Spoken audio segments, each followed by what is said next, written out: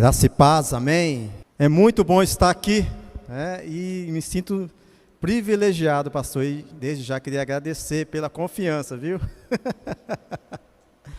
Falei para o pastor me fez o convite, eu mandei para ele o tema e a base bíblica, e logo falei, pastor, você quer que eu te mando a mensagem, pronto, rascunho? Aí o pastor, não, eu confio em você. E pastor, no final você vai saber se deu mal ou não, tá?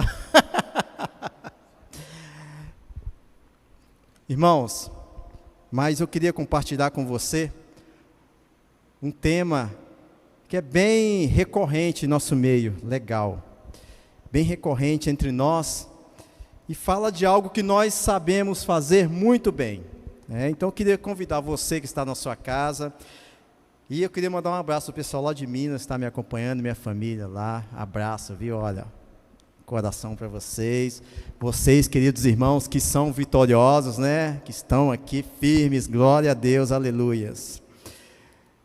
Bom, quem não tem teto de vidro, faz o quê? Atira a primeira pedra?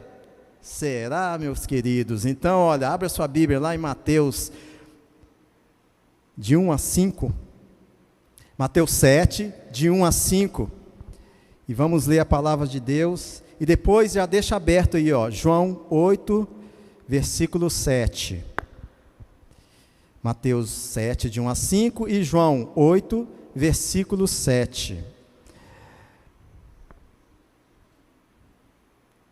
a palavra de Deus diz assim: não julguem, para que vocês não sejam julgados, pois da mesma forma com que julgarem, vocês serão julgados, e a medida com que usarem, também será usada para medir vocês. Porque você repara no argueiro ou no cisco que está no olho do seu irmão, e não se dá conta da trave que está em seu próprio olho? Como você pode dizer ao seu irmão, deixe-me tirar o argueiro do seu olho, quando há uma trave no seu? Hipócrita, tire primeiro a trave do seu olho, e você verá claramente para tirar o cisco do olho do teu irmão. Lá em João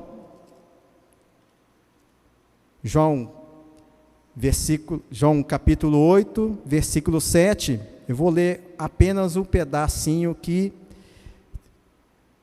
serviu de base para a nossa mensagem hoje, que é o versículo 7, queridos, João 8, versículo 7, e diz assim, olha, é uma história bem conhecida dos irmãos, você de casa com certeza conhece a história da mulher adúltera, e esse versículo 7 diz assim: e como insistissem, perguntando-lhe, endireitou-se e disse-lhe, aquele que dentre vós está sem pecado, seja o primeiro que atire a pedra contra ela. Isso são palavras do próprio Jesus. Senhor, na sua presença nós queremos te agradecer por essa oportunidade de estar aqui. Nós queremos, ó Deus, que o Senhor nos traga tranquilidade, nos dê discernimento, e que tudo quanto fizermos neste lugar, as palavras que iremos proferir possam ser palavras vindas de Ti, Senhor. Unge a nossa vida, o nosso coração, e tudo quanto fizermos possa ser para a honra e a glória do Teu santo e maravilhoso nome. É o que nós te pedimos, Senhor, não para vangloriar-nos, mas para que o Seu nome possa ser declarado neste lugar, ó Pai. Que a adoração possa ser para Ti. E nós te pedimos tudo em nome do Senhor Jesus. Amém, amém, amém. A frase, tira a trave do teu olho, significa que o juízo hipócrita e imprudente é proibido. Jesus adverte seus seguidores a jamais estarem envolvidos nesse tipo de julgamento errado. Por isso ele diz, hipócrita, tira primeiro a trave do teu olho, e então verás claramente para tirar o argueiro do olho do teu irmão. Vejamos que tal alerta também nós encontramos lá em Romanos, capítulo 2, versículo 1, que diz, portanto, és inexcusável, isto é, não olha, você não tem como você tirar o corpo fora, é inexcusável, não adianta sair fora. Quando julgas, ó homem, quem quer que sejas, porque te condenas a ti mesmo, em que julgas o outro, pois tu que julgas, fazes o mesmo. Quer dizer, você é pecador também, eu sou pecador, estamos todos no mesmo barco. Esse ensinamento faz parte do conhecido Sermão da Montanha, pronunciado pelo próprio Jesus Cristo, em Mateus 5, versículo 7 em diante, nós lemos um trecho aqui. Nesse sermão, Jesus trata de vários assuntos relacionados à ética do reino de Deus, especificamente no versículo que diz: tira primeiro a trave do teu olho, antes de tirar o argueiro do olho do teu irmão. Faz parte de uma sessão do sermão, onde o tema sobre a forma correta, sobre a forma correta de fazer juízo, está evidenciada. Contudo, é verdade que muita gente não compreende o significado correto desse ensino de Jesus. Inclusive, frequentemente as pessoas lançam mão desse texto, na tentativa de afirmar que os cristãos não podem fazer julgamento. Será que é verdade isso? Olha, se nós analisarmos imediatamente o contexto dessa passagem, não deixa qualquer dúvida que esse tipo de interpretação é equivocada, você sabia? Vamos ver. A frase, tira primeiro a trave do teu olho, é um apelo contra a hipocrisia, né? Isso fica claro nas duas perguntas precedentes. Por que vês tu o argueiro no olho do teu irmão, porém não reparas a trave que está no teu próprio? Ou como dirás a teu irmão, deixa-me tirar o argueiro do teu olho, quando tens a trave no teu? Está escrito lá em Mateus 7, versículo 3 e 4. Então, Jesus usa uma ilustração com base na figura do olho para denunciar um comportamento hipócrita. Assim, tenta remover um argueiro do olho de uma pessoa. Ele destaca o quão patético e sem sentido é esse tipo de comportamento. Na verdade, esse comportamento chega até a ser impossível. Imaginem, queridos, uma trave no seu olho. Uma pessoa que possui um cisquinho no seu olho, muitas vezes nem mesmo consegue manter o olho aberto, né? Incomoda, risca o olho, e aí fica vermelho, muitos até chegam a inchar os olhos, né? O Senhor Jesus ainda usa uma linguagem de exagero propositalmente. Ele não diz que a pessoa que tenta tirar o argueiro do seu olho, ou argueiro do olho do seu irmão, também tem um argueiro no seu próprio olho. Mas Jesus diz que essa pessoa tem uma trave no seu olho. A palavra trave, nesse texto, traduz um termo grego que significa literalmente trave. Uma viga, né? Uma viga de sustentação.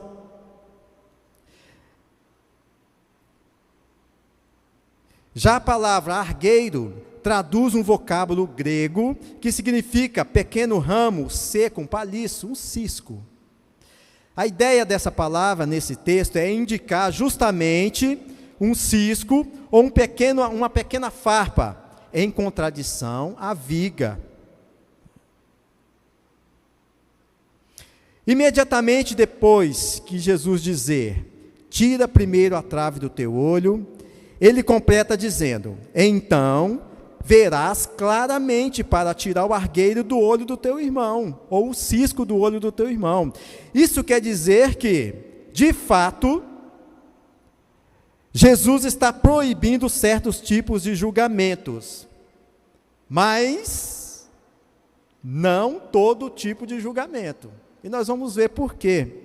É verdade que o Senhor Jesus inicia a sua porção de ensino sobre o juízo dizendo, nós vemos no versículo 7, logo no início do capítulo, Jesus diz, olha,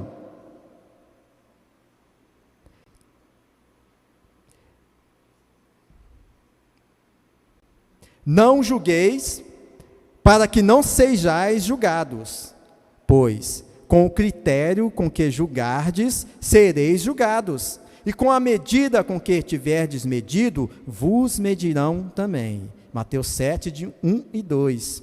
Mas note, querido e minha querida, você que está nos assistindo pela internet, pelo YouTube, e você que está presente aqui, note bem, que o mesmo sermão que Jesus incentiva o juízo correto como algo absolutamente necessário, por isso, ele diz que jamais devemos dar as coisas sagradas aos cães, e nem jogar pérolas aos porcos. Depois, advertindo contra os falsos profetas, eu quero abrir um parênteses aqui, né, porque o nosso pastor Arlindo já disse bastante aqui sobre os falsos profetas, né, e Jesus fala dos lobos roubadores disfarçados de ovelhas. Olha bem, olha os lobos novamente aí, pastor. Aqueles lobos que você ouviu o pastor Arlindo magistrosamente ministrar aqui para nós aquela palavra, e você pode acompanhar, inclusive reviver no YouTube essa palavra maravilhosa, né? Então, esses lobos disfarçados de ovelhas, Jesus também assegura que pelos frutos conhecereis. Conhecereis quem? Esses lobos que estão no nosso meio aí, querendo nos tragar. Obviamente, tudo isso implica em quê? Em fazer um julgamento. Então, não é proibido você fazer um julgamento. Nós devemos, como cristãos, fazer um julgamento. Mas é todo tipo de julgamento? Não. Nós vamos aprender aqui que não é todo tipo de julgamento. Mateus 12, 36, tem assim um cuidado, né? Eu coloquei bem grifado assim, ó, cuidado, meu querido, porque olha o que diz Mateus 12, 36, diz assim, mas eu vos digo que toda palavra ociosa, você sabe o que é uma palavra ociosa? É uma palavra sem futuro, sem propósito, à toa, que os homens disserem, hão de dar conta, sabe no dia? Qual dia? No dia do juízo. Então, cuidado, meu querido. Todas as coisas são listas, você pode fazer todo o julgamento que você quiser, pode, Deus te deu o livre-arbítrio, né? Mas, nem todas fazem parte do esquema da vontade de Deus. Olha, de qualquer forma, o crente, por não estar impedido de julgar o comportamento de alguém, que é contrário aos princípios ou causa algum tipo de escândalo ao evangelho, esse tipo de julgamento, você está autorizado a fazer em nome de Jesus, tá? E vamos ver aqui, ó, não pode se acovardar, meu querido, pois... Olha bem, a palavra de Deus nos incita a não nos conformar com este mundo, mas sim transformarmos a nossa o quê? Mente, para experimentar qual seja o quê? A boa, agradável e perfeita vontade do Ezequias. É isso? Não. A vontade é de Deus. Então, aquele julgamento que você está autorizado a fazer, nós temos que fazer com base na palavra de Deus. Essa te autoriza a você fazer, a você ter discernimento quando os lobos querem te tragar, quando os lobos chegam no seu ouvido, ovelha, e bate aquele mimimi, né, pastor? Aquela lábia querendo te tirar do seio do aprisco do Senhor. Aí você deve fazer esse julgamento. A importância do juízo correto. Como foi dito, o foco do ensino de Jesus ao dizer: tira primeiro a trave do teu olho, é ressaltar o julgamento justo que não é feito sobre as bases da hipocrisia e justiça própria, mas sob as bases do discernimento cuidadoso, fundado no zelo da palavra de Deus. Nas palavras de Jesus Cristo, após alguém remover a trave do seu olho, essa pessoa passa a poder enxergar o quê? Claramente. Só então terá condições de ajudar o outro que sofre com um cisco no seu olho. Isso quer dizer que o ato de julgar-se a si mesmo, prestem atenção, não apenas serve para que possamos reconhecer as nossas falhas e limitações, mas veja bem, eu queria que você prestasse bem atenção, mas também para que possamos nos preparar para servir o próximo. Então, quando você faz um juízo, um julgamento correto do seu próximo, de uma pessoa, tem que servir para o crescimento dele. Senão, você está fora do propósito de Deus. Tem que servir ao próximo. O seu julgamento tem que edificar. Abra sua Bíblia, queridos. Romanos 14, versículo 4. Só uma licencinha. Romanos 14, versículo 4, diz assim: quem és tu que julgas o servo alheio para seu próprio Senhor? Ele está em pé ou cai, mas estará firme, porque poderoso é quem? É Deus para o firmar. E lá em Romanos 14, versículo 13 também diz: assim que não julguemos mais uns aos outros, antes, olha bem, seja o vosso propósito não por tropeço ou escândalo ao seu irmão. Então você precisa edificar com as suas palavras. Quando você julga, usa a autoridade que Jesus te deu para julgar. 1 Coríntios 9, 27. Antes, olha as palavras de Paulo. Paulo era o cara, viu, pastor? Paulo, olha, 1 Coríntios 9, 27 diz: antes, subjugo. Você sabe o que é subjugar? Significa domínio, ter domínio, né? Então, olha, antes subjugo, quer dizer, domino o meu próprio corpo e o reduzo o quê? A servidão, para que, pregando aos outros, eu mesmo não venha de alguma maneira ficar, o quê? Reprovado diante de Deus. Então, quando você julga de maneira, de qualquer jeito, sem base na palavra de Deus, o que você está, segundo Paulo, segundo a palavra de Deus, você já está reprovado, meu querido. Você está reprovado diante de Deus. Então, olha, muito cuidado com o julgamento. Tem que usar com sabedoria. Jesus quer que você seja bênção para o próximo, ajudando-o por meio do juízo correto à luz da palavra de Deus. Vamos para o segundo tópico, que fala sobre a mulher adúltera. Nesse outro contexto bíblico, narrado no livro de João, da qual fundamenta, a nossa, cadê ali, está ali, o nosso tema da mensagem hoje, qual é? Quem não tem teto de vidro, faz o quê? Atira a primeira pedra. Olha bem, vimos o mestre novamente se debruçar diante da hipocrisia das pessoas, lideradas, olha quem liderava, os religiosos de plantão. Você e eu, que viemos aqui na igreja, que pregamos, que ministramos o louvor, muitas vezes nós nos vemos simplesmente como meros religiosos, né? Não nos atemos à palavra de Deus. João 8:7, visto que continuavam a interrogá-lo, quem interrogava Jesus? Os religiosos.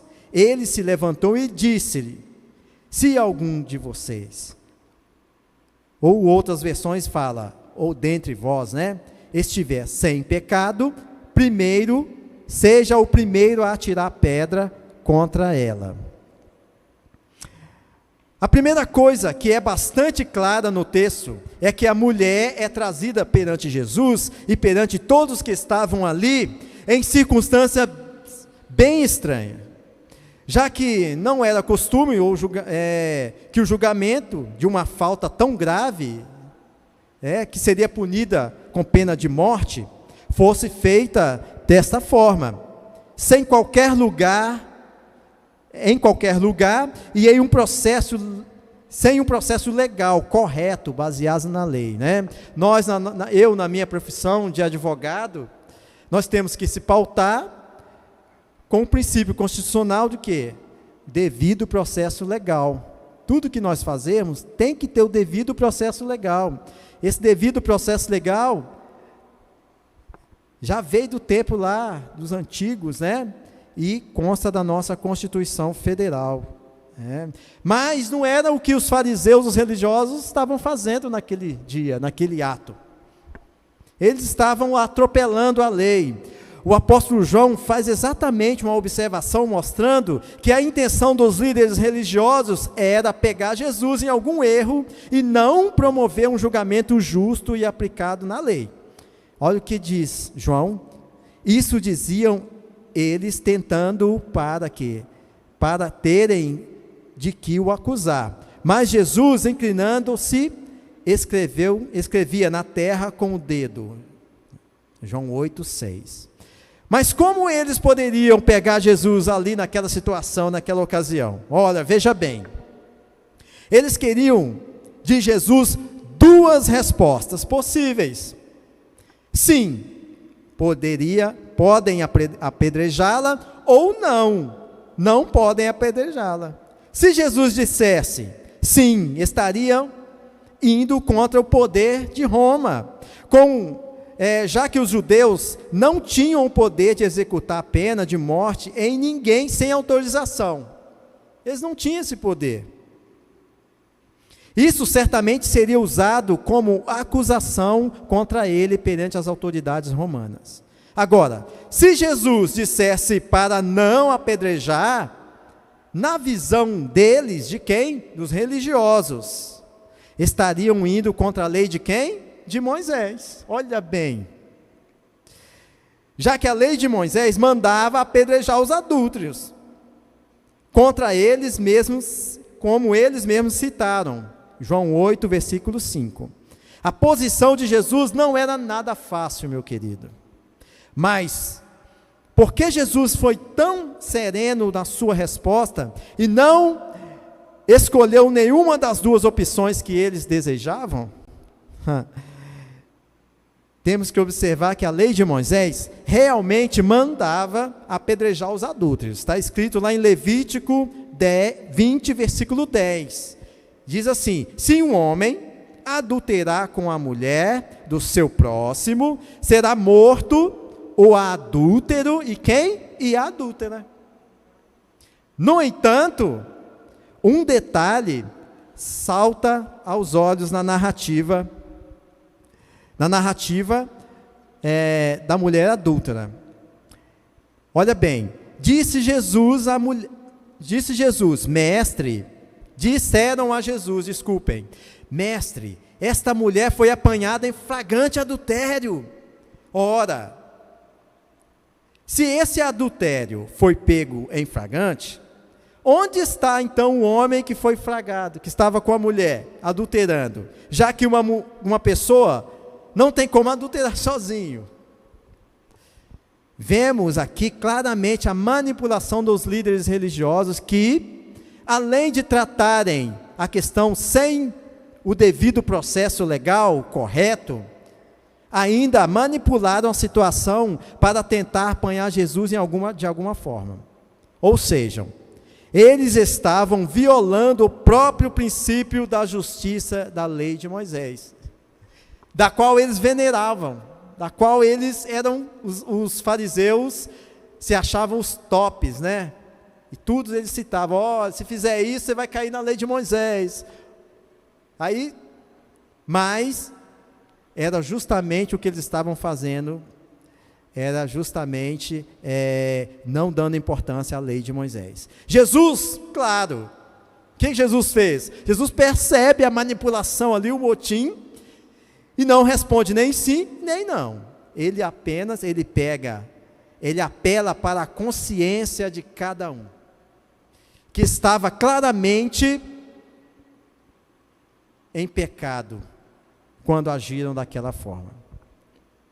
Quando olhamos para o texto, identificamos 5 tipos de pessoas. Aí nós vamos falar aqui sobre a primeira pessoa, que está nesse texto da mulher adúltera. A primeira pessoa a ser destacada no texto é a figura de quem? Da mulher, justamente da mulher adúltera, que naquele contexto estava suja, contaminada, coberta pelo lamaçal dos pecados e das suas iniquidades, ali jogada diante de Jesus, acusada pelos mestres da lei da época e colocada sob uma sentença de morte estabelecida pela lei mosaica, que é aquela lei de Moisés. Há que se lembrar, meus queridos, que nessa época aqui, Jesus não havia sido crucificado, logicamente não havia sido ressuscitado, portanto, a lei de Moisés ainda estava em vigor, né? A lei de Moisés estava no top. O segundo tipo de pessoa é personificada aqui pelos acusadores da mulher, envaidecidos, instigados a levar a cabo o que a lei determinava, queria levar com ferro e fogo o que a lei determinava, prontos a desferirem um golpe fatal a fim de cumprir a lei. A terceira pessoa destacada na cena é quem? É o próprio Jesus, manso, amoroso, compassivo, investido da própria sabedoria divina e orientado por seu Espírito Santo inabalável, que não olha para as nossas falhas, nem para a corrupção da nossa alma, da alma humana, subornada pela carne e alimentada pelo pecado. O quarto grupo de pessoas são aquelas que, após a colocação de Jesus, o que eles fizeram? Após Jesus dizer, quem não tem pecado, atire a primeira pedra, o que eles fizeram? Foram saindo um a um, saindo, e ficou quem? Somente Jesus, juntamente com a mulher.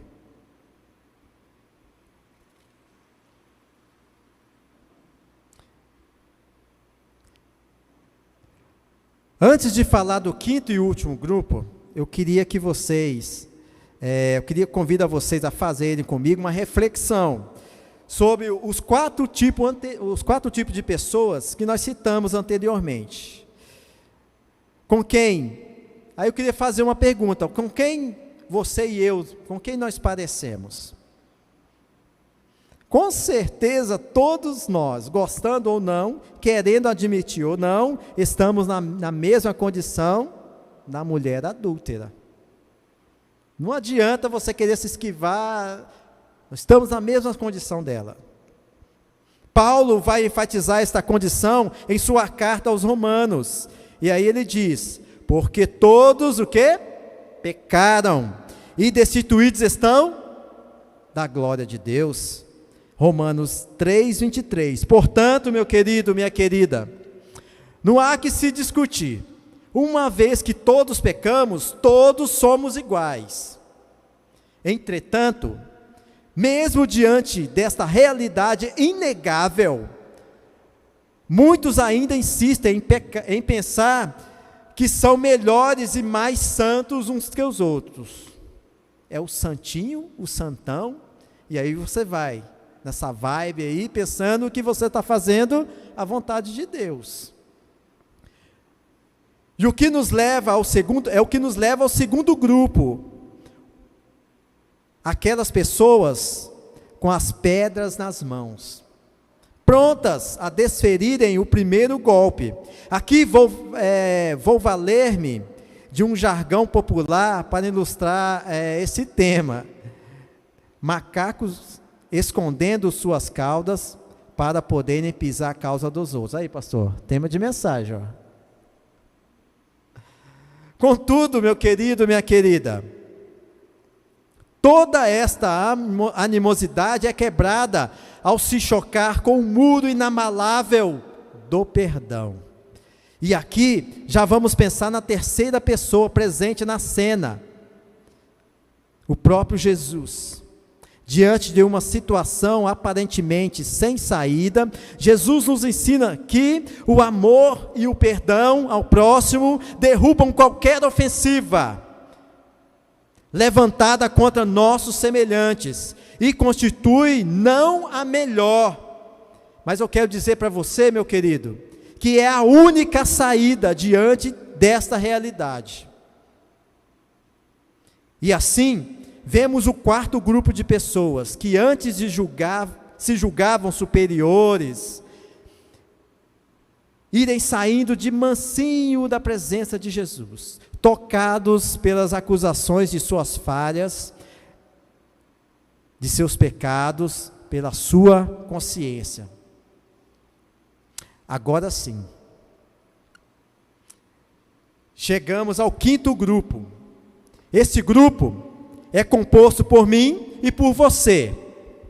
A grande verdade é que todos nós temos um pouquinho de cada pessoa que eu citei acima, dos 4 grupos, né? Temos um pouquinho da mulher adúltera, temos um pouquinho das pessoas que estavam ali na frente com as pedras nas mãos, temos um pouquinho de Jesus.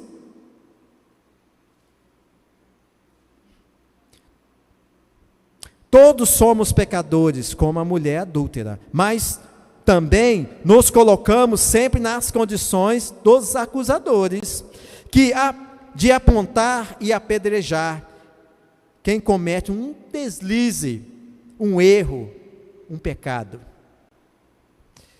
Sem entender que ainda que expressemos um pouco do que Jesus nos ensinou, não percebemos que não parecemos em nada com o Mestre Jesus. Quando assumimos o papel de promotores, acusadores, de juízes. Aliás, eu queria dizer para você que tal título, você sabe de quem que é a exclusividade? De Deus, que é o justo juiz. Abra sua Bíblia, Provérbios 21, versículo 2. Você que está em casa acompanhando, abre a sua Bíblia também, Provérbios 21, versículo 2, e diz assim a palavra do Senhor: todo o caminho do homem é reto aos seus olhos, mas o Senhor sonda os nossos corações. Então, meu querido, quando Salomão diz essas palavras, movido pelo Espírito Santo de Deus, ele está dizendo que Deus conhece você mais do que você mesmo. Por isto, Ele tem o cuidado necessário para aplicar a justiça divina, mesmo que aos nossos olhos pareça injusto, quando não o enxergamos pelos olhos do Espírito de Deus. Tiago, continuando aqui nossos textos, Tiago 4, versículo 12, que enfatiza justamente o que nós estamos dizendo aqui para vocês. Olha, lá diz: há só um legislador e um juiz, que pode salvar ou destruir. Tu, porém, quem és tu que julgas o outro? Quem é Shechel na fila do pão, pastor? Sou nada. Quem é você, meu querido, que está aqui esta noite? Nada. Quem é você que está em casa? Nada. Não somos nada perante o Senhor. Apocalipse 20, versículo 12 e 13. Quando eu leio esse texto, arrepia, porque é um texto, quase ninguém gosta do tal do Apocalipse, mas não tem jeito, meu querido, nós vamos cair lá no Apocalipse, não tem como se excusar.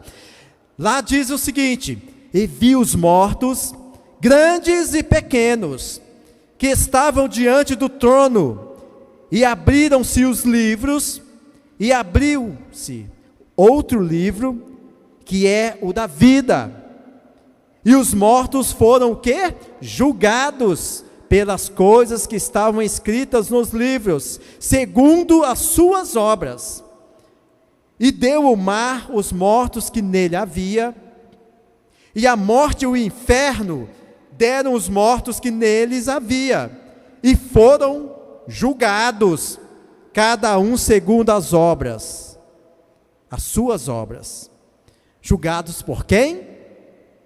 Por Deus, o justo juiz.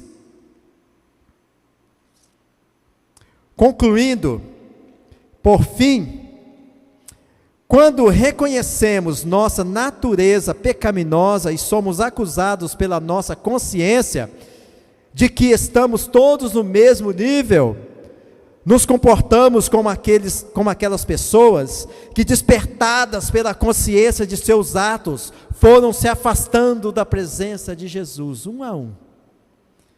Quando levamos aquela chicotada, e aí, falando sobre o chicote, o pastor pregou aqui domingo passado, sobre justamente isso, que tem uns lobos por aí, que está dando chicotada no povo de Deus, e não é isso que, na realidade, que tem que acontecer, Na realidade, o povo de Deus é um povo, é o povo, pastor? É o povo protegido pelo Altíssimo, esse justo juiz. Com isso, podemos destacar alguns pontos a mais nessa lição. Primeiro, Jesus não veio para salvar os santinhos, santões, não, querido.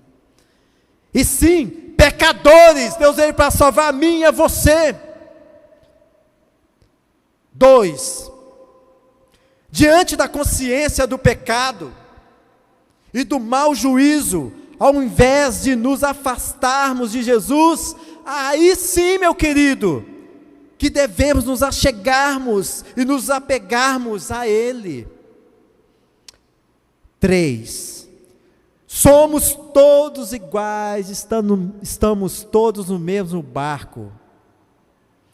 Com ou sem trave e cisco nos olhos, a única diferença entre toda essa situação é a graça e a misericórdia de Deus sobre as nossas vidas. E por último, para corroborar justamente com o título dessa mensagem, se você tem um telhado de vidro, e aí todos nós temos, não atire pedras nas telhas de vidro do seu irmão.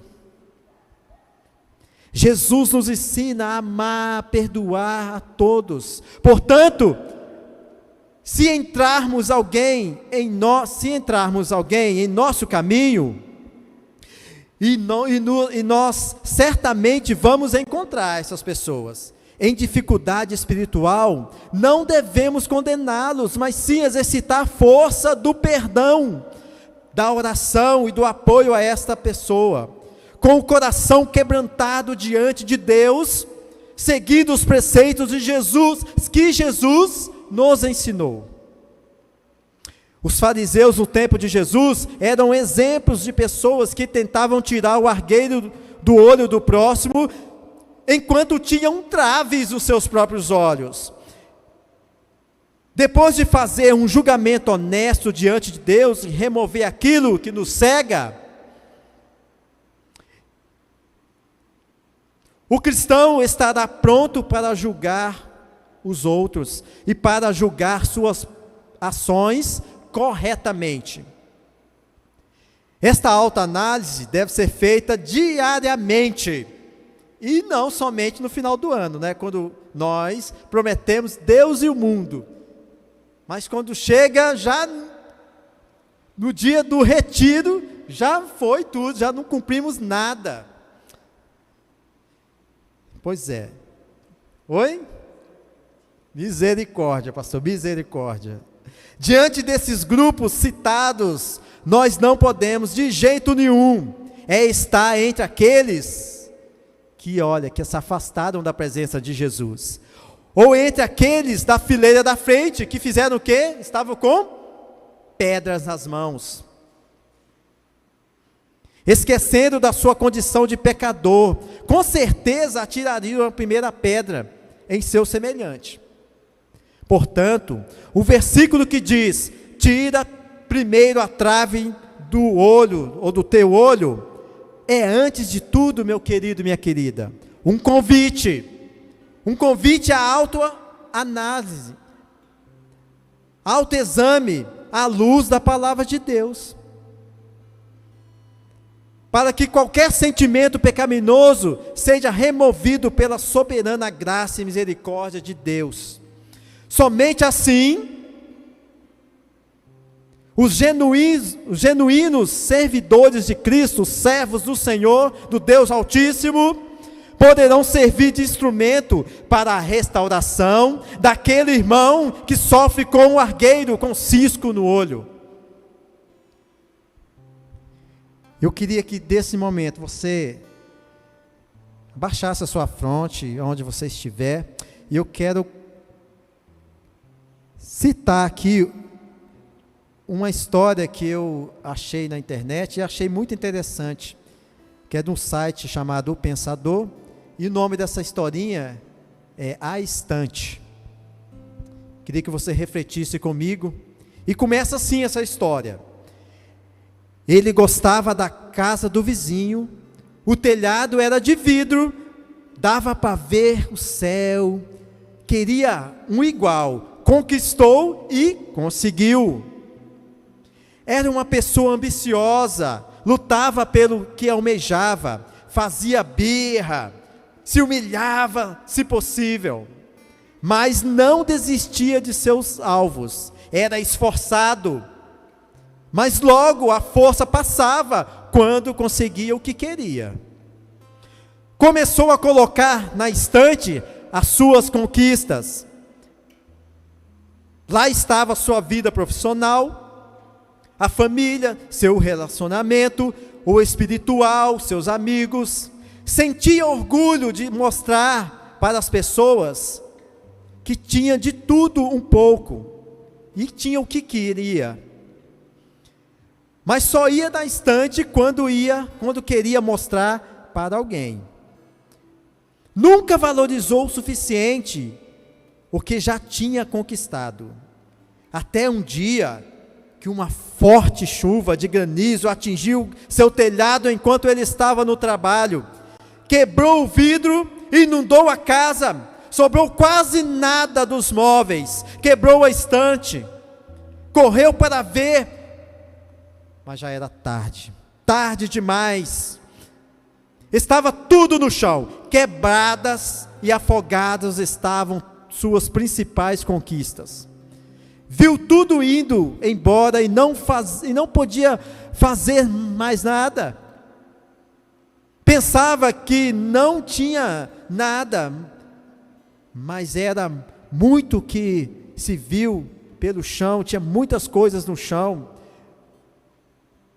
Nunca foi grato o suficiente, se sentiu impotente, chorou, gritou, sofreu, mas já era tarde demais. A noite veio a madrugada, no outro dia, bem cedo, justamente quando as misericórdias do Senhor se renovam em nossas vidas. Ele levantou a estante, estava molhada, estava arrasada, arranhada, mas viu que era possível recomeçar. Reconheceu que a estante era a sua vida e percebeu que estava na hora de se dar uma chance para recomeçar.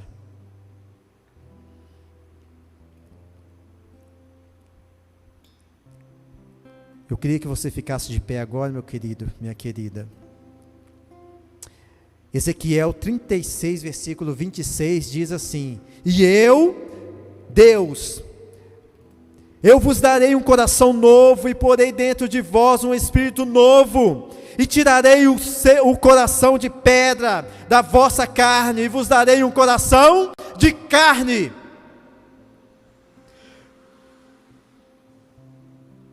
O Senhor nos dá um coração novo. Ele quer te dar um coração novo, meu querido, minha querida. Os desejos do nosso coração nunca mais serão os mesmos. Ele, Deus, diz: E porei dentro de vós um espírito novo. Trata-se justamente do Espírito Santo, que nos ensina todas as coisas e nos convence do pecado e do juízo, para que saibamos quais são as coisas de Deus e quais são as do mundo.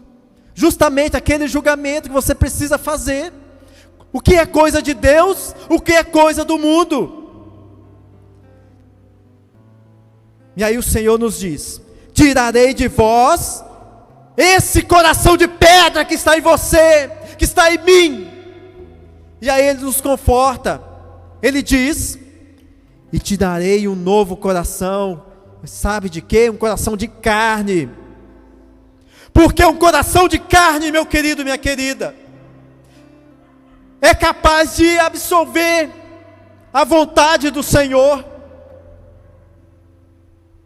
Pois onde havia intrigas, haverá misericórdia.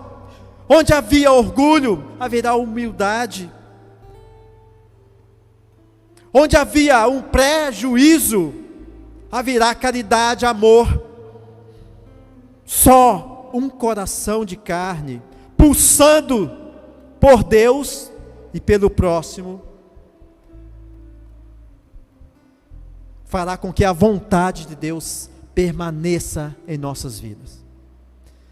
Nesta noite, abre o seu coração, peça para o Senhor: Senhor, dá-me um coração justo, Senhor, um coração que se limita a fazer a tua vontade, um coração disposto a te obedecer.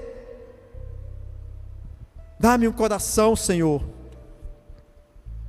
dá-me um coração, Senhor.